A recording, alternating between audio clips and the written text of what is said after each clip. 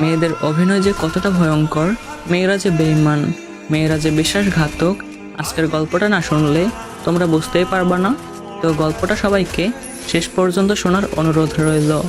গল্পটা একটা সৌদি প্রবাসী ভাইয়াটা চোখে পানি নিয়ে বুকে পাথর চাপা দিয়ে এভাবেই বলতেছিল, ভাইয়া আমি 2023 সালের জানুয়ারি মাসে সৌদি আসি। সব কিছু ভালোই চলতেছিল, নতুন দেশ, নতুন মানুষ, নতুন জীবন, সব কিছু যেন স্বপ্নের মতোই লাগতেছিল। এক কথায় আমি যেন একটা খুশির জগতে হারিয়ে গেলাম। ভাইয়া আমি কখনো রিলেশন করি নাই, ইভেন কোনো মেয়ের সাথে কথা বলতেও আমার কেমন যেন লাগতো, কেমন যেন লজ্জা কাজ করতো। এজন্য কোনো মেয়ের সাথে কথা বলার চেষ্টাও করতাম না। কিন্তু এখানে আসার কিছু মাস পরেই একটা অচেনা নাম্বার থেকে একটা মেয়ে আমাকে নক করে। প্রথমে আমি তেমন পাত্তা দেই নাই, কারণ ওই যে বললাম আমি কোনো মেয়ের সাথে কথা বলতে কমফোর্ট ফিল করি না। কিন্তু মেয়েটা আমাকে একের পর এক মেসেজ করে যেত। একটা পর্যায়ে আমি কৌতূহল নিয়ে তার সাথে কথা বলতে শুরু করি, তার পরিচয় জানতে চাই। দেন সে আমাকে বলে সে নাকি আমার একটা আত্মীয়র বান্ধবী। আমি বিদেশ চলে আসার পরে আমার সিমটা আমার আম্মু ইউজ করতো, কিন্তু সেই নাম্বার দিয়ে আমি ইমো ইউজ করতাম। আমি জানতে চাইলাম যে নাম্বার কিভাবে পেলেন। সে আমাকে বলল যে আমার আম্মুর কাছ থেকে নাকি আমার আত্মীয় নাম্বার নিয়েছে এবং সেখান থেকে সে নিয়ে আমাকে নক করেছে। আমি কারণ জানতে চাইলাম। দেন সে আমাকে বলল আপনি নাকি অনেক ভালো, আমার বান্ধবী সবসময় আপনার প্রশংসা করে, এই জন্য ভাবলাম যে আপনার সাথে কথা বলি, একটু খোঁজ খবর নেই। ব্যাপারটাকে আমিও স্বাভাবিকভাবে নিলাম। তো কয়েকদিন অল্প অল্প কথা বলার পরে সে আমাকে তার পার্সোনাল জিনিসগুলো বলতে শুরু করলো। তার আগে নাকি একটা রিলেশন ছিল, সে নাকি একটা ছেলেকে প্রচুর ভালোবাসতো, কিন্তু অজানা কোনো কারণে তাদের নাকি ব্রেকআপ হয়ে যায়। তার কথা বলার মতো কেউ নাই, সবসময় একা একা থাকে, দম বন্ধ হয়ে আসে। এজন্য নাকি আমাকে নক করেছে, আমার সাথে কথা বলে একটু হালকা হওয়ার জন্য আমাকে নাকি নক করেছে। ব্যাপারটা আমিও সহজভাবে নিলাম। ভাইয়া আমি সহজ সরল ছিলাম, গভীরভাবে তেমন কিছু ভাবতাম না। বিষয়টাকে আমি স্বাভাবিকভাবে নিলাম। মনে মনে ভাবলাম যে সমস্যা কি, একটা মানুষ যদি আমার সাথে কথা বলে তার স্বাভাবিক জীবন ফিরে পেতে পারে, তাহলে বলুক, আমার প্রবলেম কি। এটা ভেবে আমিও তার সাথে কথা বলা শুরু করি, তাকে আমি সময় দেওয়া শুরু করি, কাজের ফাঁকে তার খোঁজখবর নিতে শুরু করি। এভাবে অনেক দিন কেটে গেল। সে আমাকে সবকিছু শেয়ার করতো। দেখতে দেখতে আমরা একে অপরের ভালো বন্ধু হয়ে যাই। একজনের মন খারাপ হলে অন্যজনে ভাঙাই। এভাবে অনেক দিন কথা বলতে বলতে দুজনের মধ্যে একটা মায়া তৈরি হয়ে গেল। কেউ কারোর সাথে কথা না বললে ভালোই লাগতো না। তখনও কিন্তু ওর সাথে রিলেশন করার আমার বিন্দুমাত্র ইচ্ছা ছিল না, শুধু ফ্রেন্ড হিসাবেই ভালো লাগতো, কথা বলতাম, বাস এটুকুই। দেন একদিন হঠাৎ করে ও আমাকে প্রপোজ করে বসে।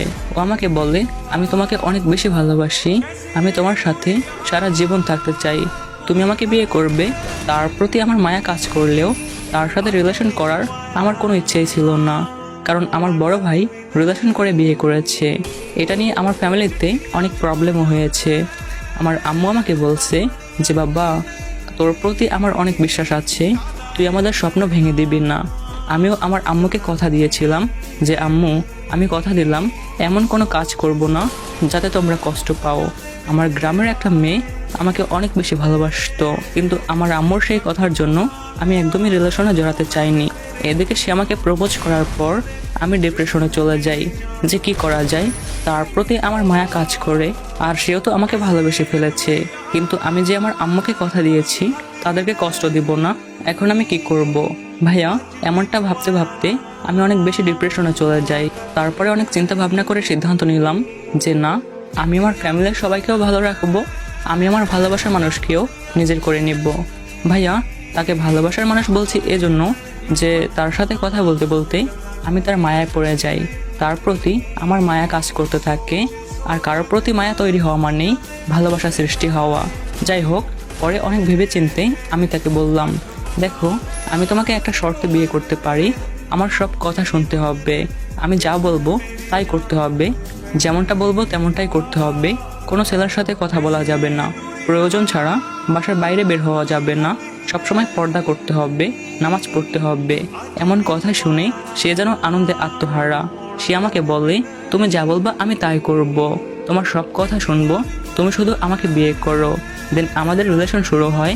সত্যি বলতে ও আমার কথা অনুযায়ী সব কিছু করতো, বোরকা পরতো, পর্দা করতো, প্রয়োজন ছাড়া বাসার বাইরে যেত না, এক কথায় আমার মনের মতো চলতো। ওর এমন আচরণ দেখে আমি ওর প্রতি পুরোপুরি আসক্ত হয়ে যাই। ভাইয়া, ও আমাকে এত বেশি ভালোবাসতো যে আমি সামান্য বকা দিলেও ও কান্না করে ফেলতো। আর আমি তখন এতটাই বোকা ছিলাম যে ও কান্না করলে মনে হতো ও আমাকে সত্যিই ভালোবাসে। এজন্য ইচ্ছে করে ওকে বেশি বেশি কান্না করাতাম, ওকে রাগাতাম, ওকে এমনটা বলতাম যে একটা মেয়ে আমাকে মেসেজ দিয়েছে, ওর সাথে কথা বলেছি, এমন আরও মিথ্যা কথা বানিয়ে বলতাম। আর এটা শুনে ও কান্না করতো। আমাদের ভালোবাসা এতটাই গভীর হয়ে গিয়েছিল, ও আমাকে একটু সময়ের জন্য না পেলে পাগল হয়ে যেত। কাজ থেকে ফিরতে একটু দেরি হলেও কান্না করে ফেলতো। ও যদি কোনো ভুল করতো, ভাইয়া, আমি ওকে 20 বার কান ধরে উঠবস করাতাম, ও কিছু মনে করতো না। ও সবসময় হাসতো আর বলতো, তুমি যদি খুশি হও তাহলে আমি খুশি, তুমি যদি খুশি থাকো তাহলে তোমার জন্য আমি সব কিছু করতে পারি। ভালোই লাগতো ওকে। হৃদয়ের গভীরে ওকে জায়গা দিয়ে ফেললি। দেখতে দেখতে অনেকগুলো মাস কেটে যায়, সবকিছু খুব সুন্দরভাবে চলতেছিল। দিন একদিন হঠাৎ করে ওর ফোনটা নষ্ট হয়ে যায়।